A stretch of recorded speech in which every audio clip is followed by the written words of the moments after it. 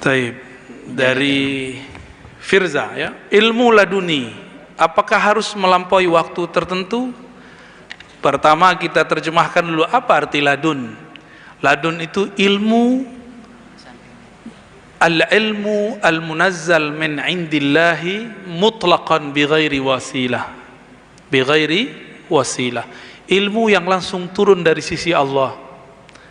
Allah itu qadim.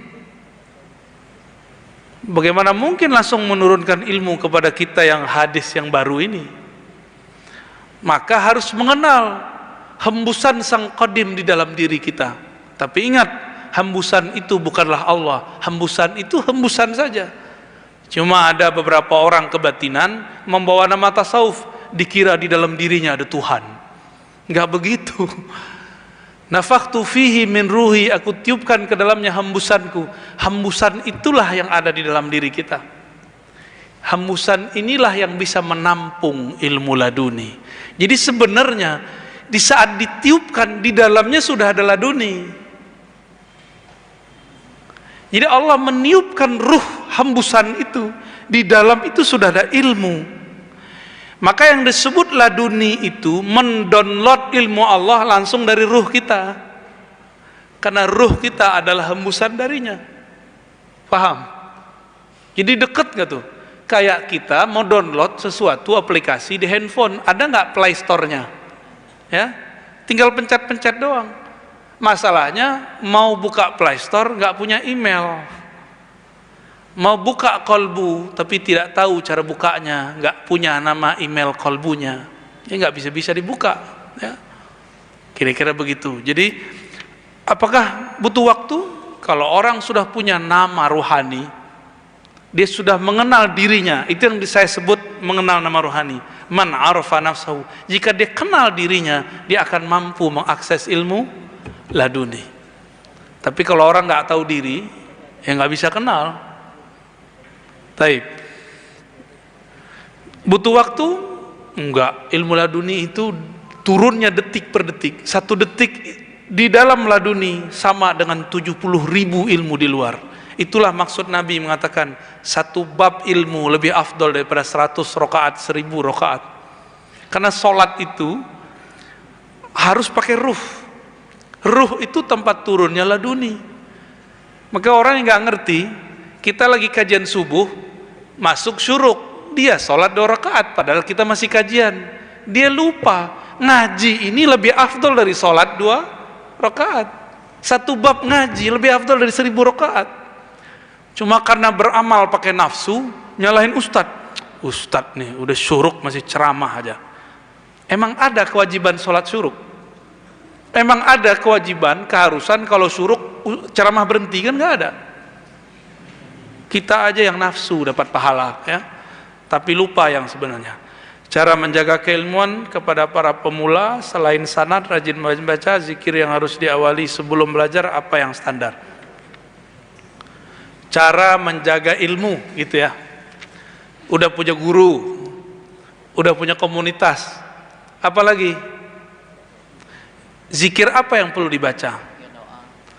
Zikir yang mesti dibaca, zikir yang menenangkan kolbu. Kan ada zikir macam-macam. Zikir yang pakai angka-angka, itu biasanya kolbu nggak tenang. Jadi zikir yang nggak pakai angka lagi, zikirnya langsung terhunjam ke dalam kolbu. Zikir yang begini bisa membuat orang yang belajar bisa memahami sesuatu melebihi orang lain, karena kolbunya tenang. Orang yang tenang dapat menangkap sesuatu yang tidak ditangkap oleh orang gelisah. Ketenangan yang mutlak itu ada di ruh. Makanya ilmu laduni itu sesaat saja itu sama dengan 70.000 ilmu di luar. Sesaat dia dapat. Makanya Nabi Muhammad itu sesaat saja naik ke aras. turun-turun sudah bawa semua pengetahuan alam semesta. Karena turunnya ke ruhani, simbolnya tubuhnya dinaikkan.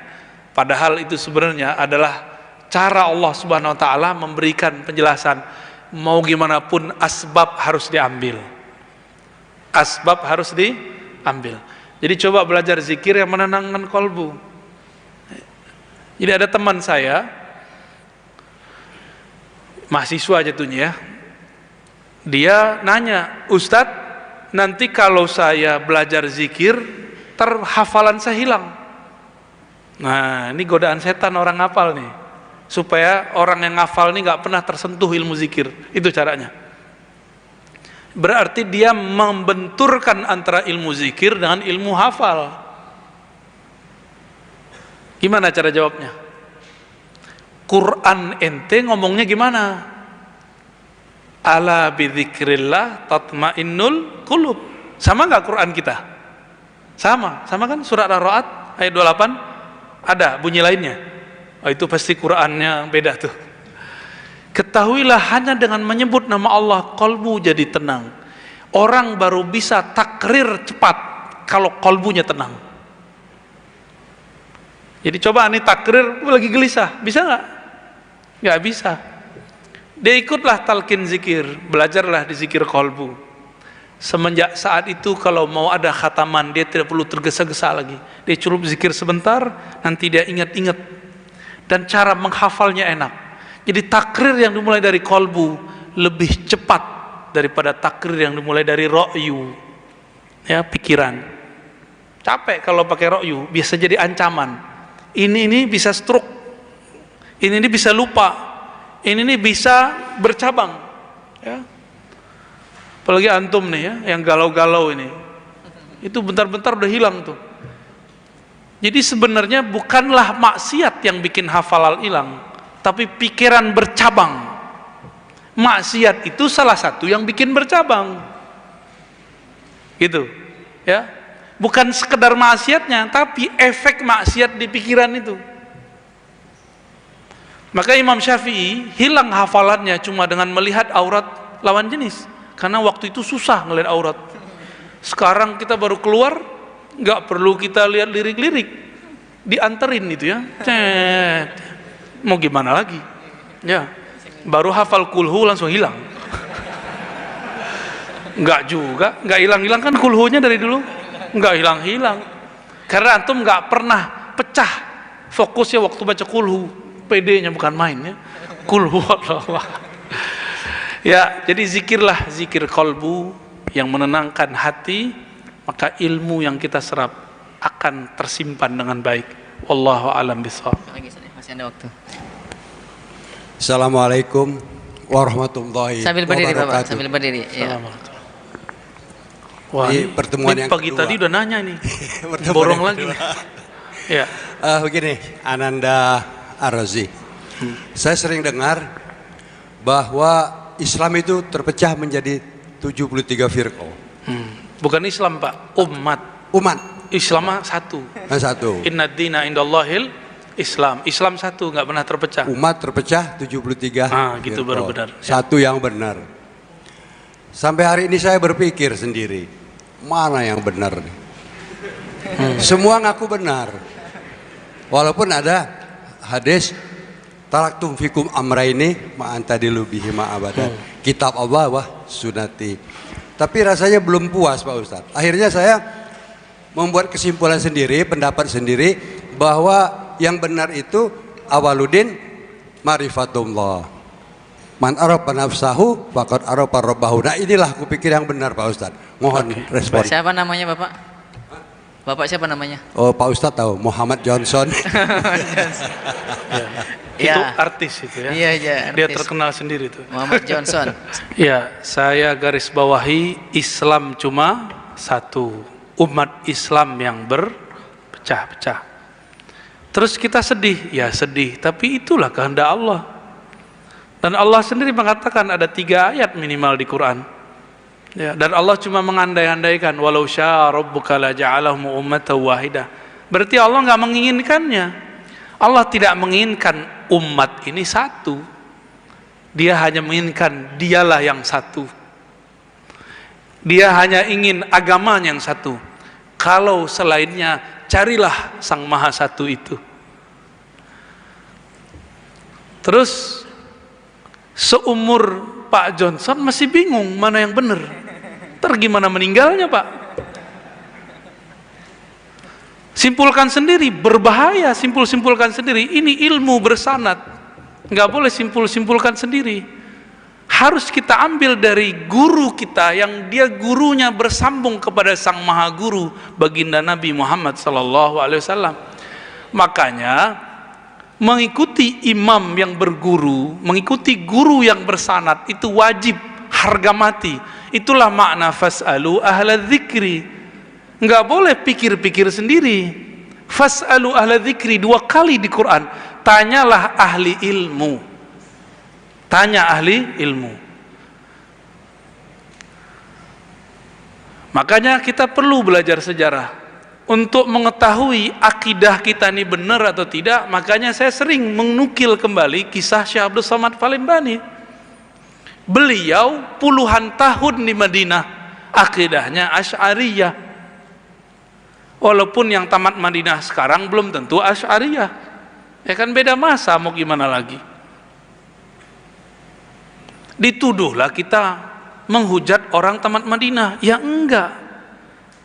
Sahabat saya, teman saya, murid saya ada yang tamat Madinah. Ada Pak, ngaji ke orang tamat Ciputat. Karena dia sadar ilmu itu tidak di mana-mana. Ilmu itu ada pada orang bersanad. Mau dia di Madinah, mau dia di Palembang, mau dia di Ciputat, mau dia di pelosok lahat. Kalau dia punya ilmu dan bersanad kepada Rasulullah, maka dialah madrasatul ilm, dialah pusat keilmuan. Jadi pusat ilmu itu bukan tempat bangunan yang bagus. Ntar kalau kita buka lagi nih rahasia Universitas Islam Madinah, antum kaget lagi. Yang ngomong tamatannya sendiri. Tapi nggak usah lah kita buka ya. Ntar ditambah banyak yang kebakar ya. Ntar banyak yang suuzon sama kita nanti. Kita nggak ada benci sama siapa-siapa. Cuma dari tahun kapan mereka menghembuskan bahwa tamatan UIN IAIN itu liberal, benar nggak? Adil nggak begitu? Antum tamatan mana Tat? PTIQ. Ya dosennya kan dosen UIN IAIN juga. Ya.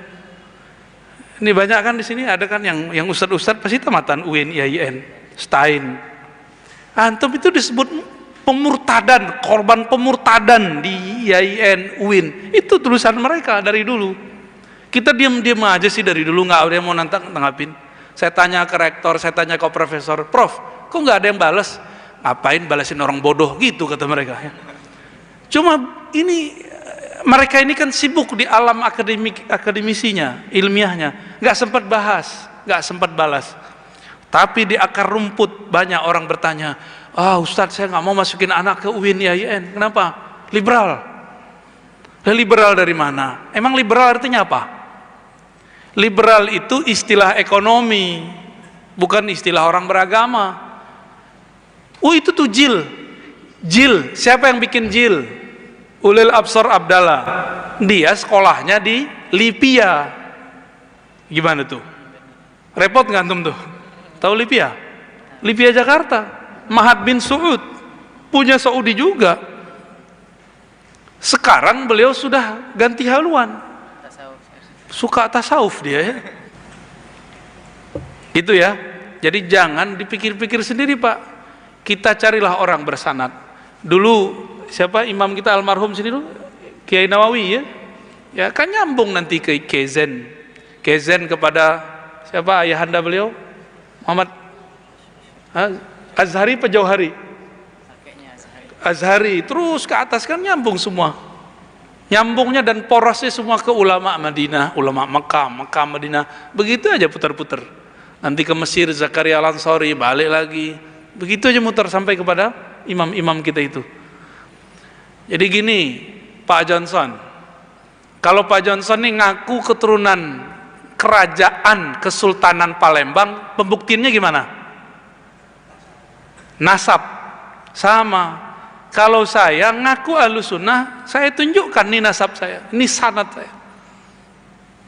Ngaku saja ahlu sunnah, ngaku saja salaf, tunjukkan aja sanatnya.